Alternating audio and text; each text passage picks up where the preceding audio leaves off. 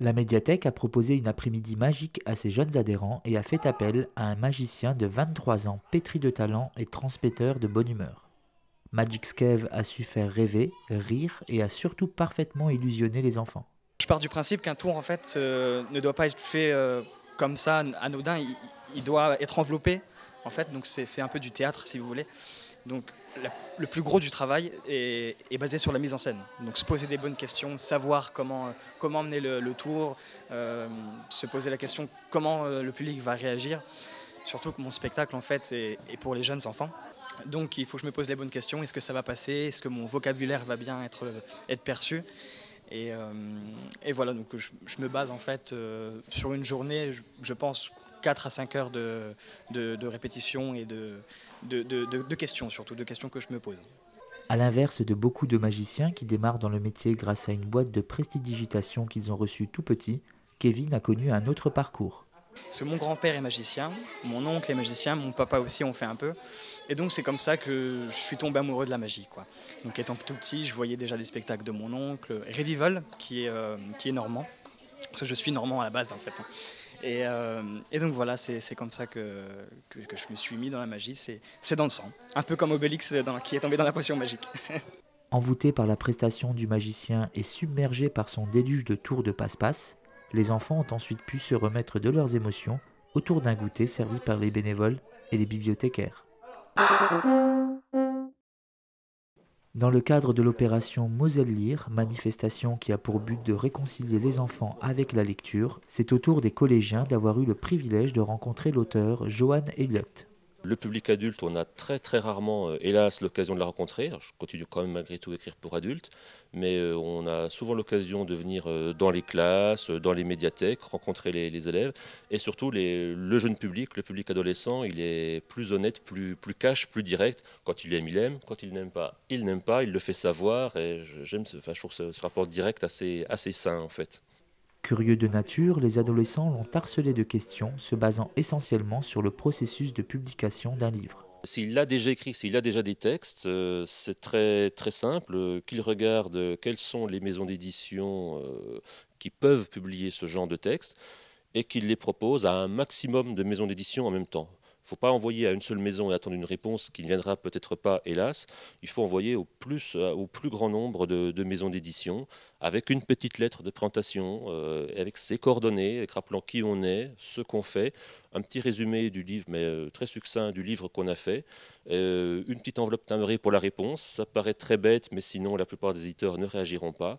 Et ensuite, il faut s'armer d'énormément de patience, parce que ça peut être très long, car les éditeurs sont énormément sollicités. Inspiré par les faits divers et les découvertes scientifiques, Johan Elliott lit beaucoup la presse pour savoir vivre avec son temps. Mon dernier roman paru s'appelle Les Substituts au Seuil, c'est un roman jeunesse au Seuil, roman de science-fiction dans un monde un petit peu post-apocalyptique. Il y a eu une grande catastrophe, une partie de l'humanité réduite en esclavage et une jeune fille qui tente de libérer cette dernière. La collaboration médiathèque-collège-conseil général est donc une bonne recette pour rapprocher un peu plus les ados du monde des professionnels du livre. Reflet a profité de la première réunion de travail entre le maire et ses adjoints pour connaître les missions de ceux que nous ne vous avions pas encore présentés. Dans les prochains mois, je vais surtout m'occuper d'organiser et de développer les manifestations culturelles.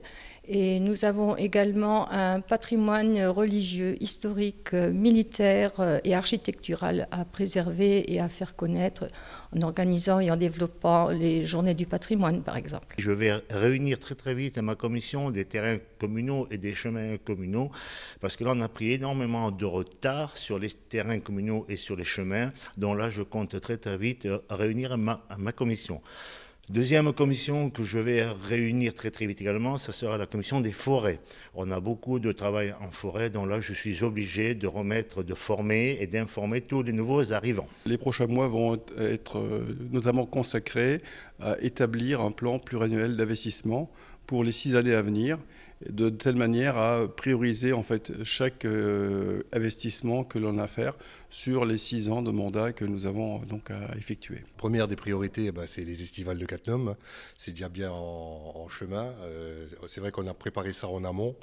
Donc ça, c'est la première des priorités, c'est les estivales de Cattenom. Après, effectivement, on aura donc des travaux qui ont été aussi préparés en amont avec l'ancien mandat. Donc il s'agit de la rénovation de l'avant de la mairie dans une première tranche et après ça sera l'arrière de la mairie. Quels sont les avantages et les inconvénients du poste d'adjoint ?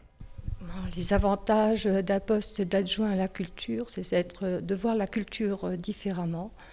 Nous avons une mission auprès de la population et j'aimerais tant que les Cattenomois puissent profiter d'une offre culturelle variée, diversifiée et dans un cadre privilégié. Améliorer la qualité de vie de nos habitants, de prévoir l'avenir, de préparer l'avenir et d'apporter quelque chose de plus agréable en tout cas à tous nos concitoyens.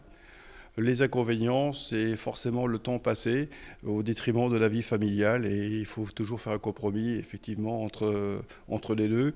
On sait à l'heure qu'on arrive à la mairie, on ne sait jamais à l'heure qu'on va la quitter. Beaucoup de richesse au niveau des contacts humains, au niveau du service à la population. Les inconvénients, beaucoup de fatigue parce que bon, c'est un poste qui demande beaucoup de temps, mais bon, on le fait avec conviction surtout. Et puis bon, c'est pas tout à fait simple parfois avec son métier, mais ça me va très bien. C'est un plaisir, c'est un bonheur. Je m'éclate dans tout ce que je peux faire. Les inconvénients, c'est pas grave. On est dérangé le jour, le soir, les week-ends, ça fait partie du jeu. Non, il n'y a que des avantages par rapport à ce poste. Sinon, on n'aurait pas été candidat, c'est sûr. Toujours à l'écoute de ses adhérents et toujours proche de l'actualité, la médiathèque a organisé une double session d'atelier floral dans une des salles d'exposition de l'espace culturel Victor Hugo. 2 ateliers qui se sont très vite remplis en raison de la proximité des fêtes de Pâques. Pour combler de fleurs ces dames, la médiathèque a fait appel à Géraldine Cudizio, responsable du magasin J'ai la main verte à Hayange. Géraldine, par son expérience et son professionnalisme, a habilement guidé chacune des participantes dans les opérations de confection de cette composition florale. Une composition harmonieuse où l'on pouvait distinguer 3 bulbes, 2 gerberins, 5 tulipes, de la mousse, de la verdure et même des plumes. Fiers de leur composition réalisée avec leurs propres mains et qui leur aura coûté beaucoup moins cher que dans le commerce, nul doute que les utilisatrices de la médiathèque ne manqueront pas la prochaine session d'atelier floral.